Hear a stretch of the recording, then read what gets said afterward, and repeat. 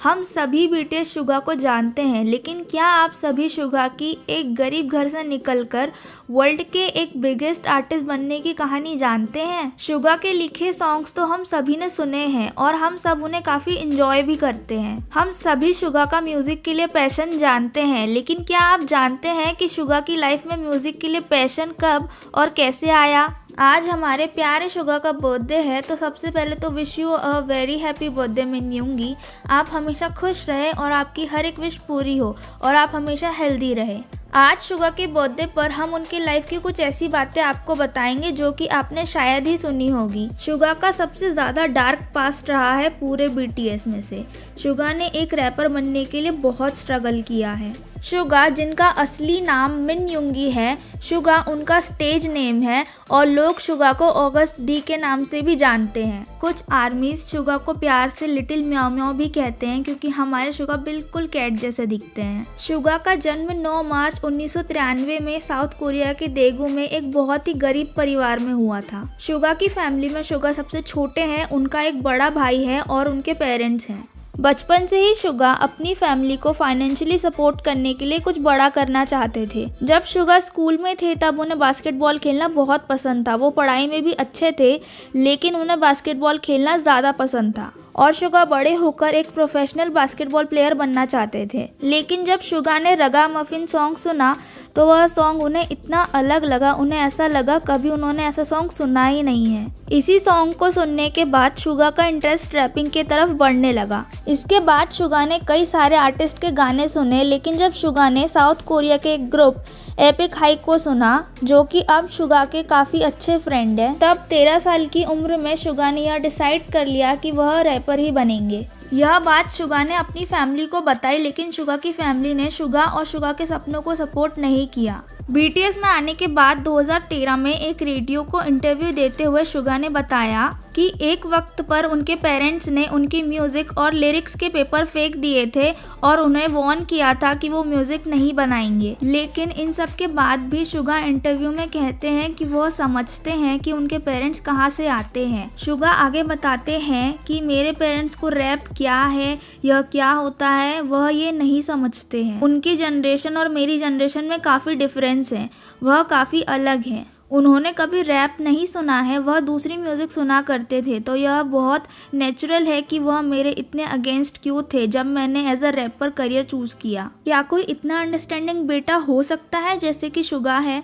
लेकिन शुगा को म्यूज़िक से बहुत प्यार था, इसलिए शुगा को बहुत कठिनाइयों और हार्डशिप से अकेले ही गुजरना पड़ा। अपने सॉन्ग फर्स्ट लव में शुगा ने बताया कि उनका पहला प्यार पियानो है, जो उनका बचपन में अकेला फ्रेंड था। शुगा जब 13 साल के थे तभी से उन्होंने एक पार्ट टाइम जॉब करना स्टार्ट कर दिया था अपनी फैमिली को फाइनेंशियली सपोर्ट करने के लिए। साथ ही साथ में शुगा लिरिक्स भी लिखते थे और मिडी चलाना भी सीख रहे थे।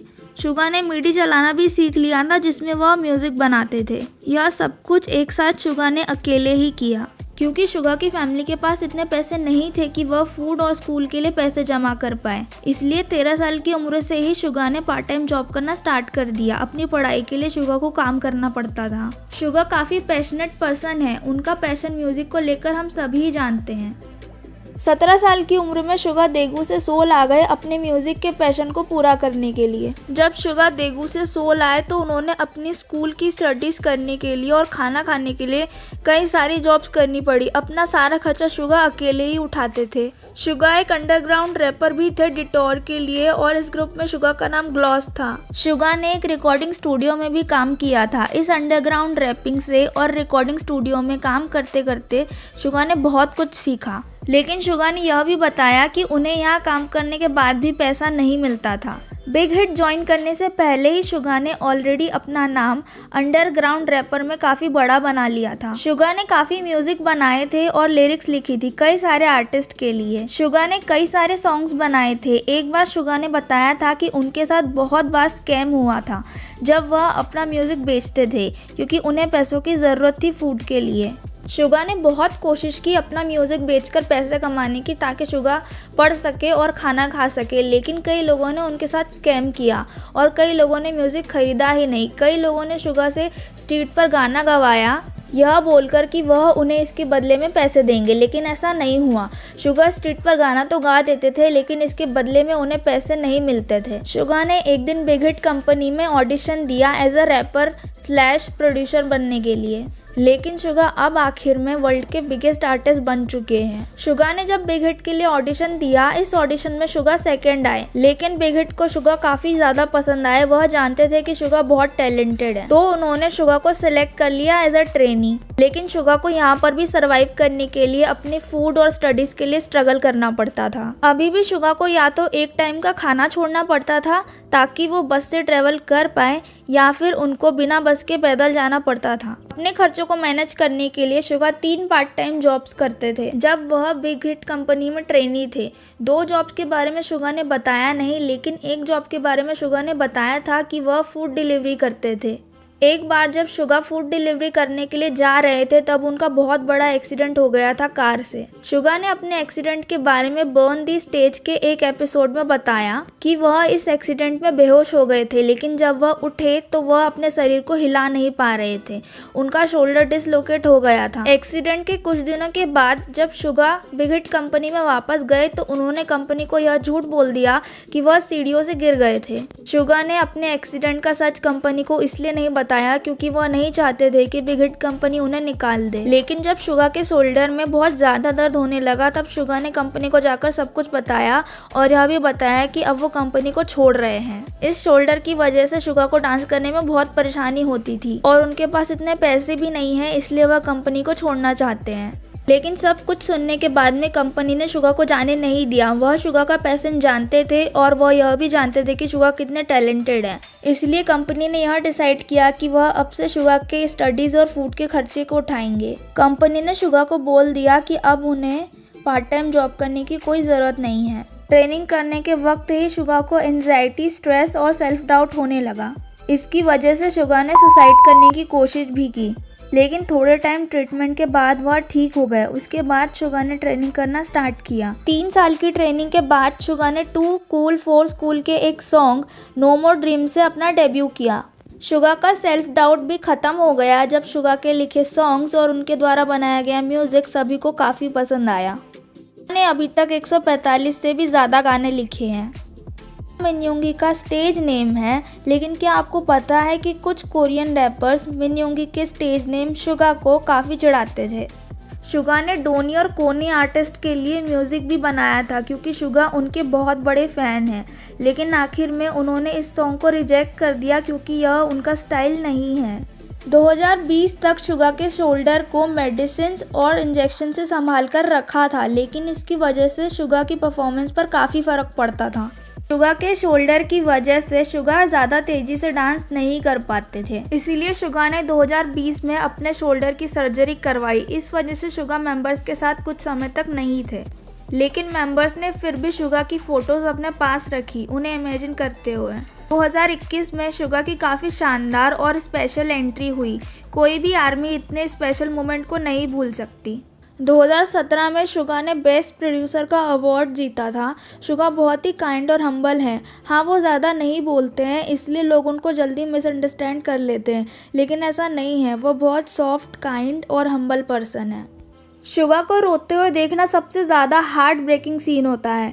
जब BTS को अवार्ड मिल रहा था तब वहाँ शुगा रो रहे थे क्योंकि शुगा जानते हैं कि यहाँ तक पहुँचने के लिए उन्होंने कितनी मेहनत की है। क्योंकि एक टूटे हुए कंधे के साथ काम करना कितना मुश्किल होता है, यह सिर्फ शुगा जानते हैं। फैमिली से भी कोई सपोर्ट नहीं। शुगा ने हर एक कोशिश की कि उनकी फैमिली उन्हें भी उतना ही प्यार दे जितना वह उनके बड़े भाई को देते हैं, लेकिन यह हुआ नहीं। शुगा से जब उनकी एक विश के बारे में पूछा गया तो शुगा ने कहा कि उनकी यह विश है कि अगर मेरी एक विश होती तो मैं चाहता कि मेरे पिता मुझे प्यार करें। शुगा, पता नहीं आपके पापा आपको अभी प्यार करते हैं या नहीं, पर आर्मी आपको बहुत प्यार करती है और हमेशा करती रहेगी। शुगा को डिप्रेशन का भी सामना करना पड़ा। शुगा ने अपने सैडनेस और डिप्रेशन की स्टोरीज को अपने सॉन्ग में भी इंक्लूड किया। कई सारे शुगा के सॉन्ग की लिरिक्स उनके डार्क पास्ट से कनेक्टेड है। शुगा के मिक्सटेप काफ़ी डिफरेंट है BTS के गानों से। वह थोड़े ज़्यादा पर्सनल है और उनमें BTS के सॉन्ग की तरह सच्चाई है। शुगा की शोल्डर सर्जरी के साथ साथ ईयर की सर्जरी भी हुई है और अपेंडिक्स की सर्जरी भी हुई है। शुगा ने बताया कि अभी I am good and happy, लेकिन कभी कभी साल में 1 या 2 बार नेगेटिव थॉट्स आ जाते हैं। इसलिए शुगा जो भी म्यूजिक बनाते हैं वह पूरे दिल से बनाते हैं, क्योंकि वह यह जानते हैं कि उनकी म्यूजिक और लिरिक्स लोगों को काफ़ी कंफर्ट करते हैं। अगर आप योंगी का द लास्ट सॉन्ग सुनेंगे तो आपको पता चलेगा कि शुगा किस वक्त और किन हालातों से गुजरे हैं। शुगा हमेशा ये कहते हैं कि ऐसा कोई मोमेंट उनकी लाइफ में नहीं आया कि उनका कोई ड्रीम नहीं है, और उन्होंने अपने सारे सपने सच किए हैं। जब 2016 में शुगा के पेरेंट्स पहली बार बीटीएस का कॉन्सर्ट अटेंड करने आए थे, शुगा कॉन्सर्ट के बीच में रुक गए और अपने पेरेंट्स को झुककर बो करने लगे। शुगा फिर रोने लगे क्योंकि पहली बार शुगा के पेरेंट्स इस कॉन्सर्ट में आए थे, वो भी आर्मी की भीड़ का हिस्सा थे। वे शुगा को देखने आए थे। शुगा यहाँ पर बहुत रोते हैं, मेंबर्स उन्हें कंफर्ट करते हैं। फाइनली शुगा की मेहनत और म्यूजिक को शुगा के पेरेंट्स ने सपोर्ट किया। शुगा से हम सभी बहुत कुछ सीखते हैं। अगर हमारे सपोर्ट में कोई ना भी हो तो भी हम अपने सपने पूरे कर सकते हैं। हमारे पास पैसे ना भी हो तो भी हम बहुत कुछ कर सकते हैं। बस हमें डरना नहीं है और हमेशा पॉजिटिव रहना है और अपने ड्रीम को फॉलो करना है। Thank you so much for everything Suga, तुम हमारे लिए बहुत मैटर करते हो। We all love you Suga, तुम्हारा होना हम सब आर्मी के लिए बहुत मायने रखता है। शुगा बहुत ही केयरिंग और पैशनेट पर्सन है। वह मेंबर्स का काफ़ी ध्यान रखते हैं।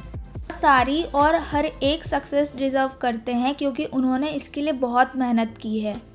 सारी दुनिया की आर्मी के लिए शुगा एक इंस्पिरेशन है। शुगा ने biggest artist in the world बनने का सफ़र अकेले ही बहुत मेहनत के बाद तय किया है। हम सभी यही चाहते हैं कि योंगी आप और 30-40 सालों तक सॉन्ग्स बनाते रहें, ताकि हम आपके इतने अमेजिंग सॉन्ग्स को एंजॉय कर सकें। आर्मी आपको हमेशा से सपोर्ट करती है और हमेशा ही आपको सपोर्ट करती रहेंगी। शुगा इनसाइड और आउटसाइड दोनों ही साइड से बहुत खूबसूरत है। इसके बाद शुगा ने डी-डे एल्बम रिलीज़ किया। उसमें उन्होंने कई सारे सॉन्ग्स कंपोज किए, लिखे। उसमें एक सॉन्ग था एमिगडाला, जिसमें शुगा ने अपने पास्ट लाइफ के एक्सपीरियंस दिखाए कि कैसे उन्हें ऐसे थॉट्स आते थे कि वो अपने आप को हर्ट कर ले। उन्होंने अपने मॉम के कैंसर के बारे में भी बताया कि उनकी मॉम को कैंसर था, वो मेंटली, फाइनेंशियली, इमोशनली बहुत स्ट्रगल कर रहे थे। एक चीज़ शायद मैंने गलत बताई, शुगा ने अपनी एमिगडाला सॉन्ग में फादर की लंग्स कैंसर को लेकर बात की थी और उनकी मॉम की हार्ट सर्जरी को लेकर बात की थी। हालांकि शुगा ने अपने पास्ट के इतने सैड एक्सपीरियंस से ओवरकम कर लिया है। डी-डे एल्बम में उन्होंने सब कुछ बताया था और उन्होंने कहा था कि जो भी उन्होंने स्ट्रगल किया है वो सब कुछ इस एल्बम में है और वहाँ पर वो सारी चीज़ें एंड करते हैं। इसके बाद में शुगा का जो ड्रीम था कि वो सोलो कॉन्सर्ट करना चाहते थे आर्मी के साथ में, वो ड्रीम उन्होंने अपना पूरा किया। लेकिन कहते हैं ना, लाइफ है तो स्ट्रगल आपको करना ही पड़ेगा, कभी भी संघर्ष ख़त्म नहीं होते हैं। तो ऐसे ही 2024 में DUI का केस हुआ शुगा के साथ में, जब शुगा अपने स्टूडियो से या रेस्टोरेंट से फ्रेंड से मिलकर अपने घर जा रहे थे इलेक्ट्रिक स्कूटर पर। हालांकि वो रूल्स फॉलो कर रहे थे लेकिन उन्होंने अल्कोहल कंज्यूम किया हुआ था। तो जब अपने घर में जा रहे थे, टर्न ले रहे थे साइडवेज से, तो सडनली उनका डिसबैलेंस हुआ स्कूटर का और शुगा गिर गए। लेकिन सारे रूल्स फॉलो करते हुए भी, लेकिन किस्मत ख़राब थी, शुगा का टाइम ख़राब था उस टाइम पे, जब वहाँ से कुछ पुलिस वाले गुज़र रहे थे। तो उन्होंने शुगा को इन्वेस्टिगेट किया। शुगा ने पहले इस केस को लेकर व्यूअर्स पर पोस्ट शेयर करके बता दिया था, लेकिन उसके बाद में मीडिया, फैंस, हेटर्स जो शुगा के पीछे पड़े हैं, जो उन्होंने उनको ट्रोल करना, हेट देना स्टार्ट कर दिया कि उन्हें BTS को छोड़ देना चाहिए, शुगा क्रिमिनल है, ऐसे ट्वीट किया शुगा को जैसे वो एक क्रिमिनल है। कहा कि उन्हें अपने आप को हर्ट कर लेना चाहिए है, BTS को छोड़ देना चाहिए है, ऐसी बहुत सारी चीज़ें शुगा को कही गई। उन्हें बहुत बुली किया गया, सोशल मीडिया पर ट्रोल किया गया, जबकि वो डिज़र्विंग नहीं थे इस चीज़ के। जस्ट बिकॉज वो BTS मेंबर है, इस वजह से और भी ज़्यादा उन्हें ट्रोल किया गया। इनफैक्ट उन्हें इस वजह से पुलिस स्टेशन भी जाना पड़ा। कई महीनों तक ये ट्रोलिंग चलती रही, हेट चलती रही, लेकिन ये कहा गया कि शुगा फ़ाइन देंगे इस केस में। और अब भी कुछ हेटर्स है, फैंस है, जो ये ट्राई करते रहते हैं, शुगा को अननेसेसरी हेट देते रहते हैं।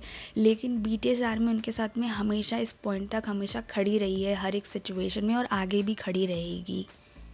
ये सैड फेज़ भी शुगा की लाइफ से चला गया है और अब सब BTS आर्मी शुगा के मिलिट्री से डिस्चार्ज होने का वेट कर रहे हैं।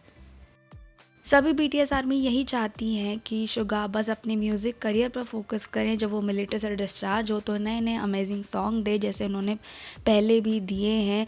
और शुगा कई सालों तक 30, 40, 50 ईयर्स तक म्यूज़िक बनाते रहे और बीटीएस आर्मी हमेशा उनसे प्यार करती आई हैं और हमेशा उनसे आगे फॉरएवर प्यार करती रहेंगी और उनके साथ हमेशा रहेंगी। क्या आपको पता है कि शुगा ने 30 मिनट्स में ही टेलीपैथी सॉन्ग लिख लिया था। शुगा हमेशा कहते आए हैं कि ज़रूरी नहीं है कि हर किसी का ड्रीम ही हो। अगर तुम्हारे पास कोई ड्रीम नहीं है तो भी कोई बात नहीं, लेकिन तुम्हें खुश रहना चाहिए है। शुगा की लाइफ जर्नी, उनकी म्यूज़िक जर्नी काफ़ी लोगों को इंस्पायर करती है। बीटीएस आर्मी तो यही चाहती हैं कि शुगा हमेशा हेल्दी रहे, हैप्पी रहे। शुगा को कई सारे अवार्ड्स और अचीवमेंट्स भी मिले हैं, लेकिन उनके बारे में बात करने बैठेंगे तो बहुत टाइम लग जाएगा। हम सभी तो यही चाहते हैं शुगा हेल्दी रहे, हैप्पी रहे। ऐसे ही अपडेट्स को जानने के लिए हमारे चैनल को सब्सक्राइब करें और वीडियो को लाइक करें।